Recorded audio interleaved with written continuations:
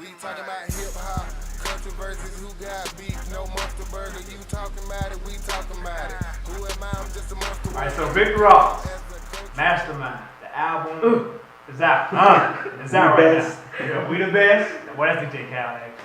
But so I mean, what do you think about Rick Ross, the Mastermind? Weak. Weak? Weak. We The what? album is weak. Whoa. Oh, It's so weak. Alright, the beats are not, they're not as instrumental and it's like orchestral as they usually are. I agree with that. Weak. The content has been the same Rick Ross content we've been hearing for 10 years now. Yeah. Weak. He got features from like 8 different artists on there. We don't get to hear him speak, and when we do get to hear him speak, like I said, it's the same shit we've been hearing. Weak. The album is weak. I totally disagree. I think this album, he came back from his last album. I think his last album was disappointing. His last album was the best album he ever had. No. Wow. I think you wasn't here Port of Miami or Teflon Don. No, those were garbage. Oh, those are hype albums. All those are hype albums about fast cars and drugs. That's all he I mean, That's all I'm talking about. But that's what God Forgives I Don't wasn't though. Oh, okay. God Forgives I Don't was about so much more than that. No, this album right here was more of his personal life.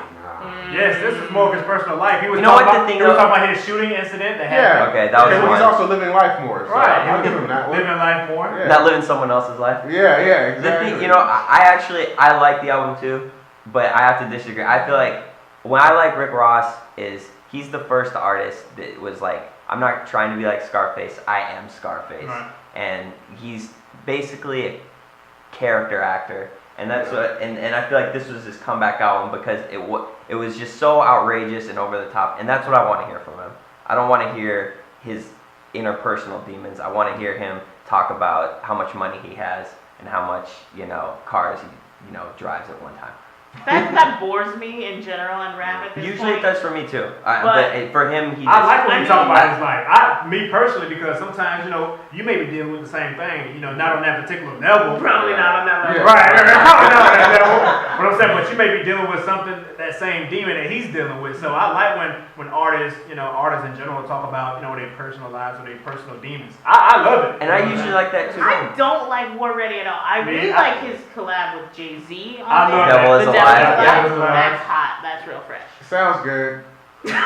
Weak. And another one I like is Rich As Gangster. It's like Yeah, that was the second. Yeah. And Nobody featuring French Montana. You know what's funny? Also, the one with the Weeknd was good too. Yeah. I give it the hook with French Montana, the Nobody. Yeah. I thought Nobody I'll give it on that. paper it sounds terrible because you're sampling Biggie. Yeah, you have Diddy doing the classic '90s ad libs talking shit. Yeah. You have French Montana, Classic. interpreting Biggie lyrics. It just sounds bad, but somehow he made it work.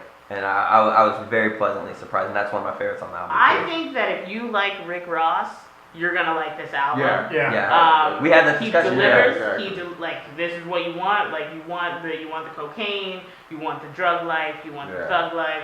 Sure, you'll get all of The that. rock star life. Yeah. The Rockstar. But if you are looking for like a quality rap album, this isn't where you're looking. No. Slim Shady, LP, 15-year anniversary. Wow. A lot of people say it's a classic. A lot of people say it's mediocre. Your thoughts? I had not listened to the album in about 6-7 years. And when you asked the question, I was like, well, it's great. It's all, before listening to it. And I went back, and it's between good and great for me. It wasn't as great as I remembered it, but you have all the makings of what was going to be a huge star. Yeah. For me, when you think about classics, you think about, albums that you go back and listen to. Like I was listening to Blueprint this past week. Blueprint, 400 Degrees, Hot Boys, Kanye West, Graduation. Those are the type of albums that you call classics because every now and then you're like, man, I want to hear that Kanye West. I want to hear that, from the Hot Boys, 400 Degrees. On this particular album, first of all, I think the whole Slim Shady, the alter ego, I hate it. I like Eminem when he raps. Like Marshall Mathers. Yeah, I like that. Actually, and I listened to Marshall Mathers again this week, and I listened to the Eminem Show. Hands down. Those are superior. Two superior of his best albums, classic. You know what I'm saying? When I listened to Slim Shady, it was I just didn't like the alter ego. I really did, and I think this album was more of just an introduction album, just for who he was. Yeah. Just to let the world know, like, okay, I'm here. But as far as a classic, it's right below it. It's right below it. It's right below it. If this was the source, I would give it 3.5. I would say a 4. Four mics. 4 mics. I'll give 4. you that. I might give it like 4.5 mics. It's great. I mean, I think what we saw was like, an introduction to a star. But it's not an album I want to listen to all the way through. There's some hits on there. Like, I mean, like when Rock Bottom comes on, I'm like, this is dreamy. Like, I love My Fault. I love. If I had, that was. But you know, he was actually rapping. He wasn't being Slim Shady on that particular track. That's why I like Eminem. I hate the Slim Shady. Like, My Name Is. I hated that song. I still hate it to this day. That song. I hate it. That song is raw. That's a great song. That's uncomfortable. That Slim Shady song reminds me of that Macklemore Thrift Shop song. No.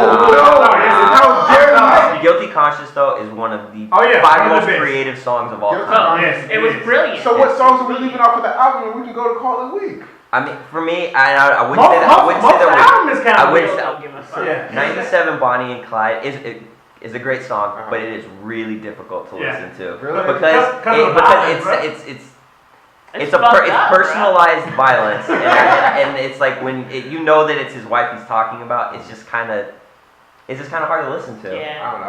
I thought it was awesome. I thought the wordplay. I thought he painted the best picture of actually going out to like kill his wife on some Scott Peterson. Like if Scott Peterson could rap, we would have 97 Bonnie and Clyde. Maybe if we want. So mediocre or classic? Classic. Jared. Not a classic. Good, good, but not great. Kelly. I'm sorry. I think it's a great album, but it's not a classic. I think it's good. It's hard to say. It's definitely not a classic. All right, so VH1 had this 4-part documentary, The Tanning of America, One Nation Under Hip Hop. It was great. It was great. Great documentary. What are your thoughts about this documentary? I really like that it started with blaxploitation and talked about the ways in which hip hop was influenced, like how it began, and like kind of the dichotomy. Like someone said, one generation's like kind of big movie thing was like, look who's coming to dinner, or guess who's coming to dinner. Which is a movie about a black guy coming into a white family and how that's awkward for every fucking body. And then the next year, it's like Shaft and it's like Coffee and it's Sweetback's badass song, and it's like, I mean, those, like the juxtaposition of that, like you can't go harder than that at that point. Right. You know what I mean? And it was great to see like how black cultures got to finally get like spotlight and were the focus of what not just their communities were talking about, but what America was talking about. I thought it was great too, just seeing the first like endorsement deals and how organically like they came about. You had Run DMC talking about Adidas because they actually wore it, and then they brought the guy over and he came to the concert and they all held up shoes, and it was like, that's really what they wore. Or Dr. Dre actually drinking Tanqueray, and I thought that was cool that it was, people are doing deals, but it's like products they actually would use, and they were actually parts of hip hop that people actually used, and it's just I thought that was really cool. And going back to that Adidas thing, it's so funny because Adidas wasn't even on the map. No. Yeah, and that really helped put them on the map. Yeah, Adidas wasn't even on the map then. Nobody knew about Adidas. Like the way hip hop has influenced fashion is remarkable.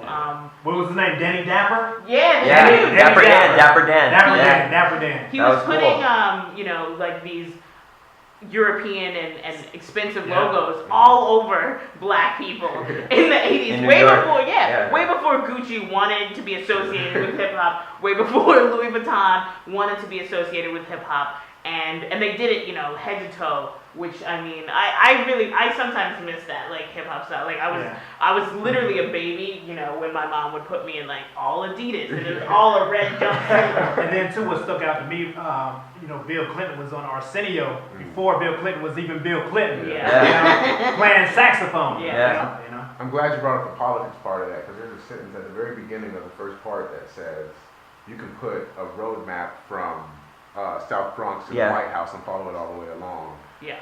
And I feel like that's a good idea, but I don't necessarily agree with it all, because they're kind of trying to say how hip hop paved the way for Barack Obama, which I don't entirely agree with. But I feel like you could put two parallel lines from, politics, blacks in politics coming to the White House and hip hop coming to the mainstream, and watch how they run along with each other. That's what I'm glad you brought that up, because Diddy said in the documentary that hip hop had a big influence on getting Barack Obama. Vote or die. You will die. You don't vote. And to me, you know, I don't think that was the only influence, but I do think that hip hop had a major influence, only because, you know, he was black, you know, the first African American. You know, hip hop was associated with African American black, you know, and then you had this guy running for office. So even when you see Michelle Obama and Barack Obama doing the pound sign, that's the culture, you know what I'm saying? Yeah. When you see shit like that, you know, it's like. I mean, it helped. It really helped It because really it pushed, you know, different. It gave black people a national profile. You know, I mean,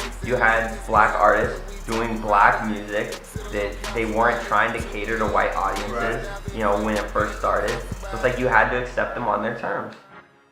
Hey, I'm D Keys, aka DK.